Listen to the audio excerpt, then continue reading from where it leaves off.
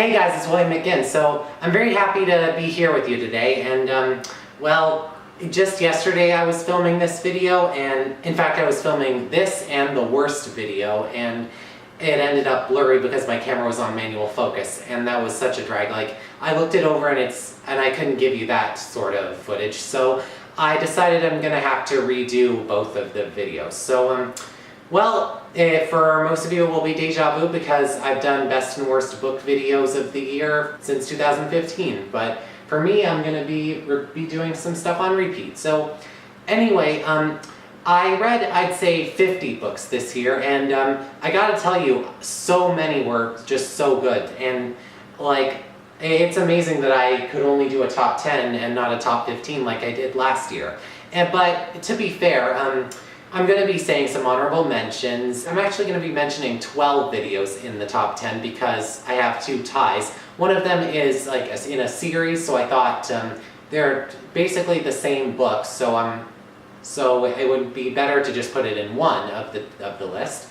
And another is a tie because both of those books I couldn't decide on either one. Both of them were so good.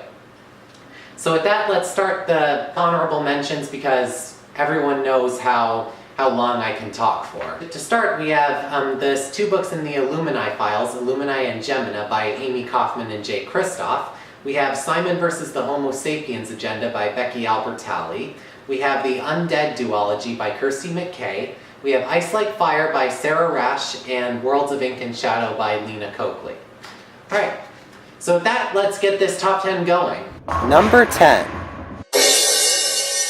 So beginning with the list is King's Cage, the third book in the Red Queen series by Victoria Aveyard. Last year I read Red Queen and Glass Sword, and they both were the number 2 best of the entire year. Surpassed only by Shredder and Seizure, but either way, basically, I love the Red Queen series. I'm a huge fan of them from the get-go. It's everything I like in a YA book, and I have to tell you, when I was so excited for this book that I got on the bus to the Oshawa bookstore when it first came out, got it, and had to wait in the pouring rain for over an hour. It was actually freezing rain just to be able to get this book in hardcover the first day. And it lived up. I think it was really worth it. It's not quite as good as the first two, and being that it might be a little bit slow in its story, but in its writing it remains fast-paced. And with Mare basically in prison for a big portion of this book, I was worried it wouldn't live up to it. And also, it's the first Red Queen book to switch points from Mare to other people.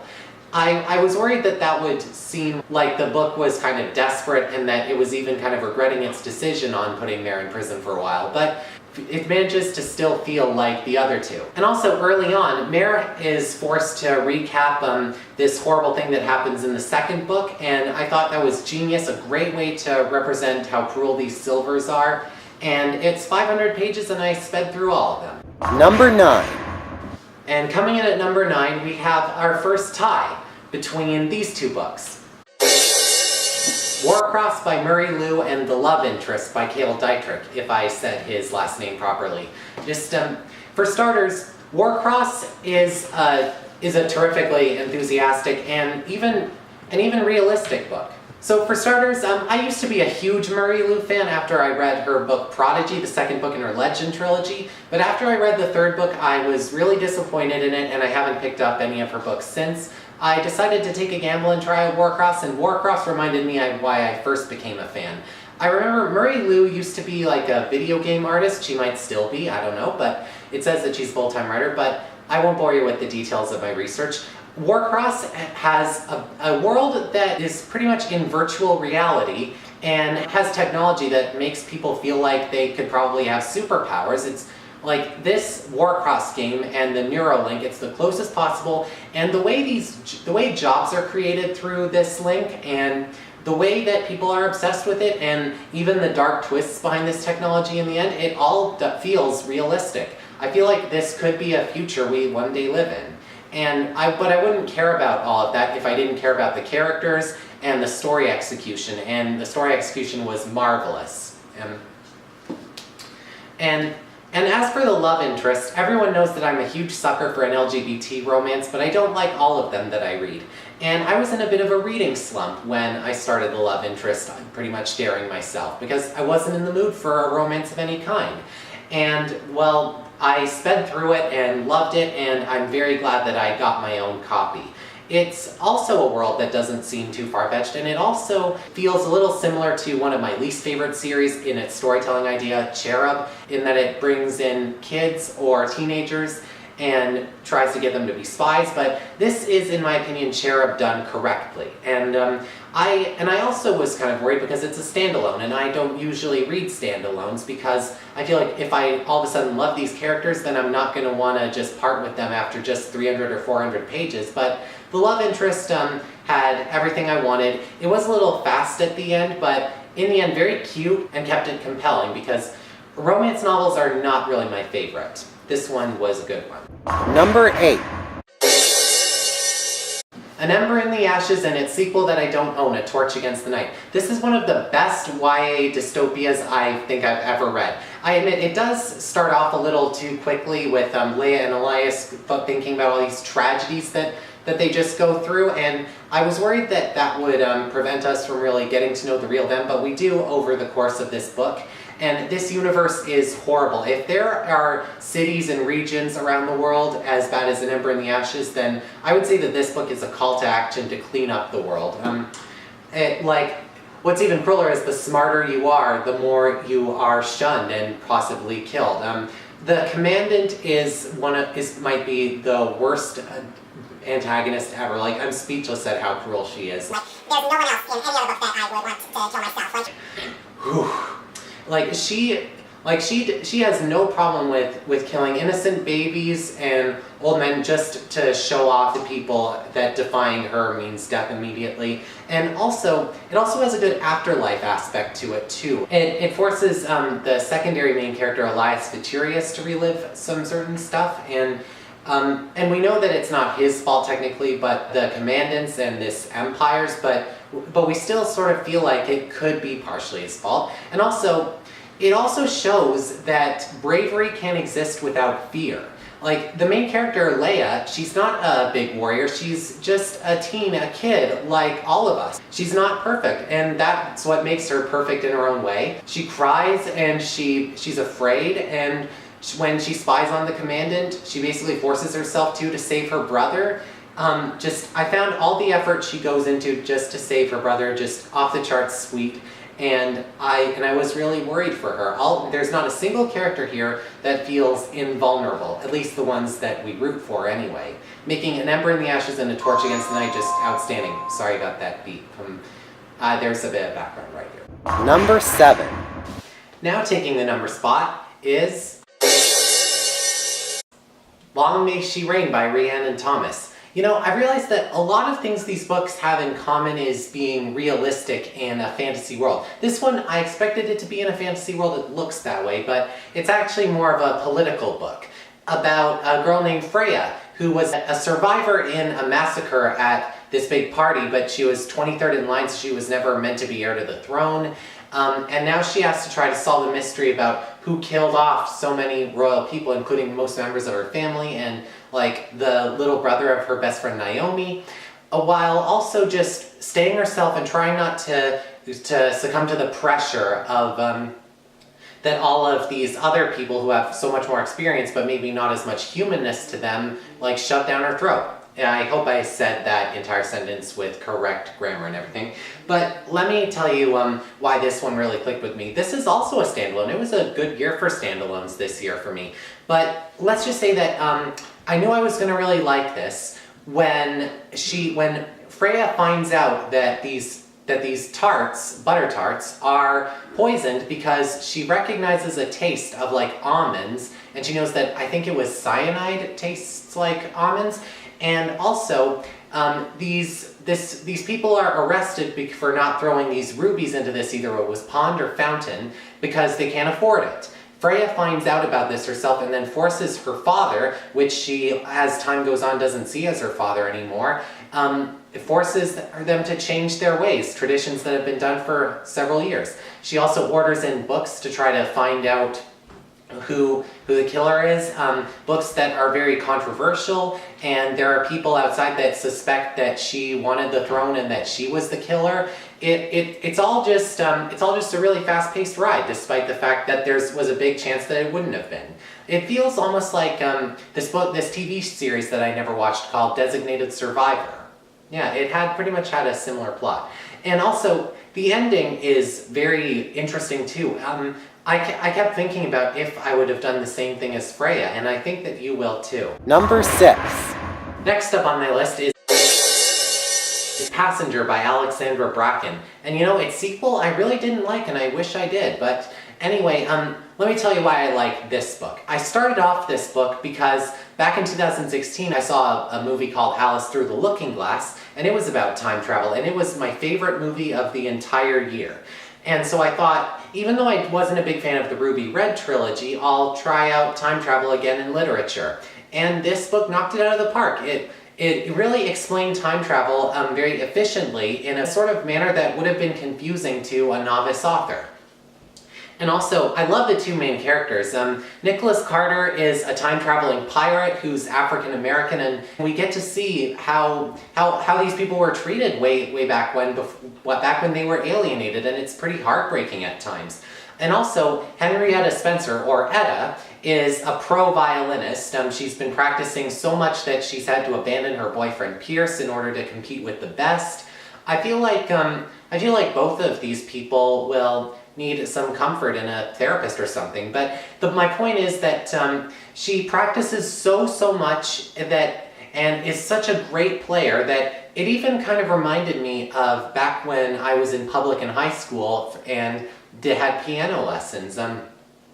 They were some of the most fun I've ever had in my life, and I haven't really been playing the piano since I went to college and had to quit. But reading Passenger, I felt like I should try it again. I originally rented this book in hardcover from the library, but then I loved it so much that I bought a paperback when I was forced to return it early. And yeah, it has sensational adventure, its time traveling is superb, and its descriptions of these different places that Etta and Nicholas go to are complex and yet not too complex. Bracken writes in purple prose that doesn't get distracting or tedious. And altogether, it leads to a great adventure that I wish Wayfarer followed up on. Number 5. And next on my list is A Shadow Bright and Burning by Jessica Cluess. Oh my god, after I read this book I thought, how can I review anything else ever again? It was that good. It was, once again, a realistic fantasy about a girl who's also called Henrietta, named Henrietta Howell, and she was someone who is very good at setting herself ablaze, but then when she's noticed by this council that is situated up in London, she and her best friend Rook are taken to a sealed London, but only the big upper class part of it is sealed. I think that there was Arhelm, the skinless beast. There were these beasts with no eyes. There was also Korazov. He was like the ruler of fog and darkness, but anyway, I'm always up for a very good antagonist, and the action is non-stop, and there is a moment of training and all, but I think what also sold this book is the fact that Henrietta is proven to be a sorcerer, and there hasn't been a female sorcerer in like 500 years, and people have their suspicions. People really overwork her and see her as a threat because they don't really understand her, and people don't really see Rook as very important, but Henrietta has been Rook's best friend since they were little kids. The thought of not being with him is unbearable. I really related to that. And also, I was at first worried when it mentioned that it was going to be talking about air, fire, water, and earth, and the manipulation of all those.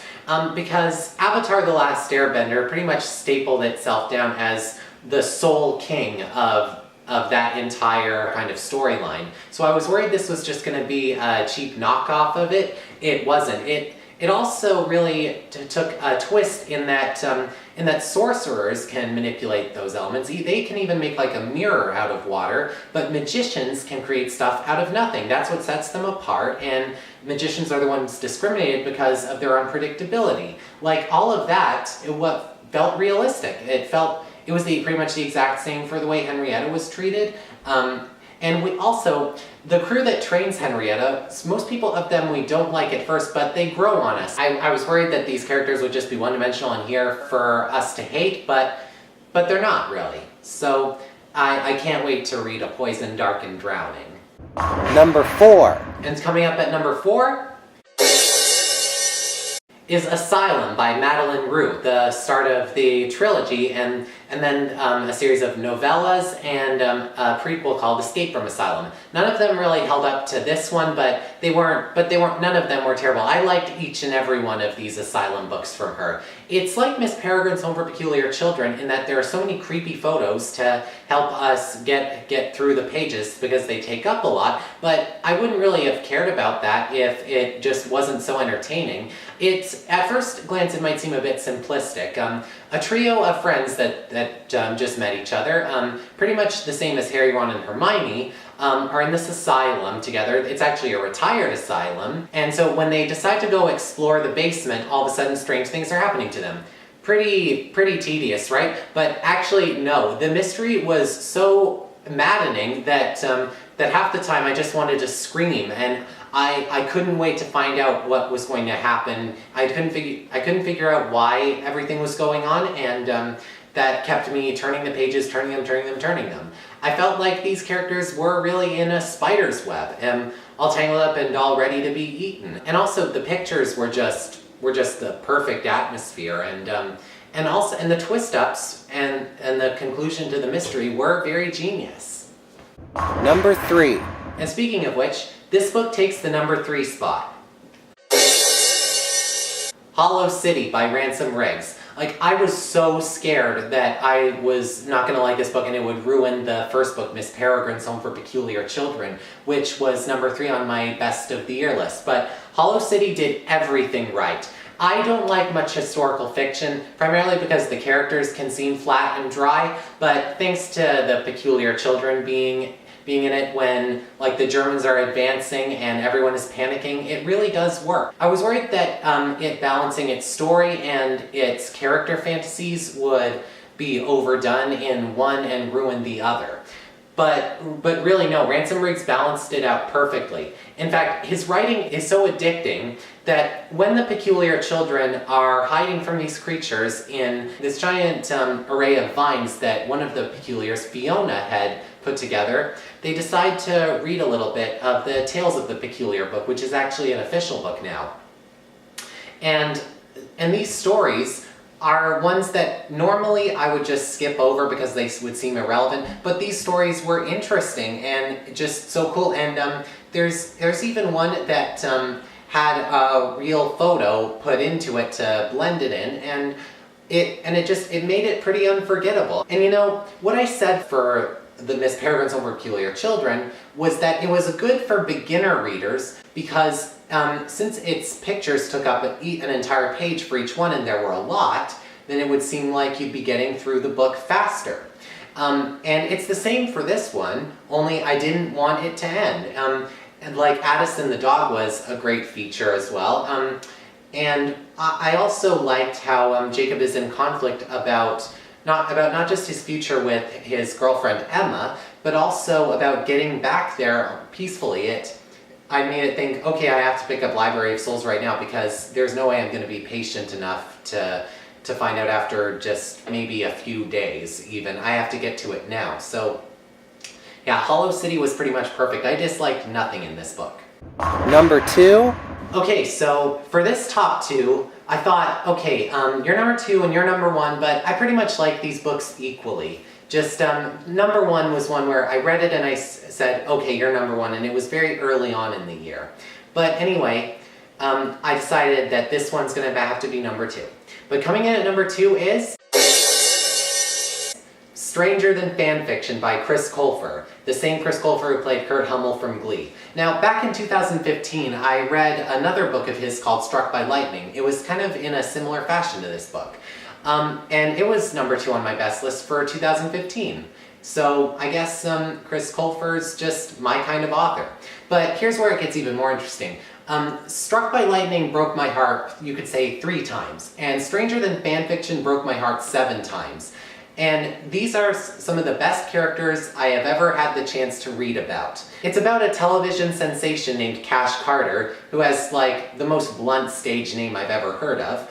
And he's getting into drugs and he's misbehaving on the set. And then there are a group of friends that got together because of the show. And they all have problems. One is struggling with his crush, another with her identity, another with his sexuality, another with the fact that her father is not going to let her go into the college and course she wants. So they all go for a nice road trip before they have to be separated and go off to college. And one of them invites Cash Carter along, and he does come along. And Chris Colfer managed to utilize the fact that he played a gay character in Glee, and the fact that he used to be in college before he dropped out to play Kurt Hummel, and the fact that he's a sensation and author and channels it all into Stranger Than Fanfiction and makes every page a cherished treat. After I read this book, I really wanted to meet Chris Colfer for myself, just like these characters. Once again, it's a standalone, but I really don't care. I was worried that its ending would ruin it because let me tell you something. When you become a book critic, you pretty much read everything. So the beginning's not as important. You can read the first 20 pages and hate them, but still not put the book down. But for me, when I read an ending, I'm really worried that it will mess everything up because it forgot about something or not touch on a character as much as I wanted to. Just anything to prevent it from being a rare 4-star out of 4. But no, the ending was perfect, just like number 1 is. Number 1. So, you might have already predicted this one, judging from my last few. But number 1 is none other than Library of Souls, the last book in the Miss Peregrine trilogy. Like, it's now like pretty much my all-time favorite book. Like, I can't imagine being ever anywhere without this book. I was so hooked on it from the start. It was just terrific. I'm speechless right now, but let me think about the best way to put this. Let's just say I read the last 150 pages just like with the snap of a finger, and like as I was reading them, like I was sweating, my heart was pounding. I didn't want to say bye to these characters, and I was worried that it would just leave me cold. And by the end of the book, I was basically cheering out loud. Like, my hands were outstretched in the air, and I knew that this was going to be number 1. And let me tell you something. Michael Bay used to be my favorite series of all time. It was the book series that got me into book blogging in the first place. But Miss Peregrine's Home for Peculiar Children is the very first series where I've given perfect scores to each and every book. So it's official. This series is my most favorite of all time now. So there you have it. I guess I'm gonna start working on my worst book of the year list now. I hope you had fun watching this, and I'll be doing a movie list soon, but there are still some movies I wanted to watch first, okay? So, bye-bye. It was nice talking with you again.